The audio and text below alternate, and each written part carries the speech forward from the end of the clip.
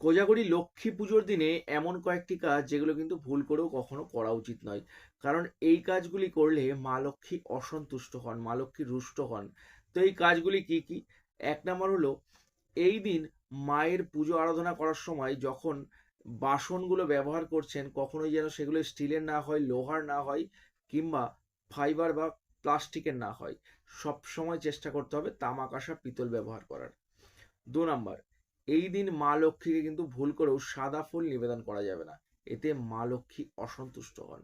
এবং ৩ নাম্বার, এই দিনে কালো জিনিস ব্যবহার করা থেকে বিরত থাকুন, কালো পোশাক পরা থেকে বিরত থাকুন। এবং ৪ নাম্বার, এই দিন মা লক্ষ্মীকে কিন্তু কখনোই তুলসী পাতা নিবেদন করবেন না ভুল করেও, কারণ তুলসী পাতা মা লক্ষ্মীকে কিন্তু নিবেদন করা যায় না। এবং ৫ নাম্বার, এবং বিশেষ গুরুত্বপূর্ণ, এই দিন ভুল করেও কিন্তু বাড়িতে কাঁসর ঘন্টা বাজাবে। এবং বিশেষ করে এই দিন অবশ্যই ঘর বাড়ি পরিষ্কার পরিচ্ছন্ন রাখুন। মায়ের যে বসার স্থান বা মায়ের যে পূজার ঘর, সেটা সবসময় কিন্তু পরিষ্কার পরিচ্ছন্ন থাকতে হবে, নিজেকেও পরিষ্কার পরিচ্ছন্ন থাকতে হবে। কারণ অগোছালো অপরিচ্ছন্ন বাড়িতে মা লক্ষ্মী কিন্তু কখনোই বসবাস করেন না।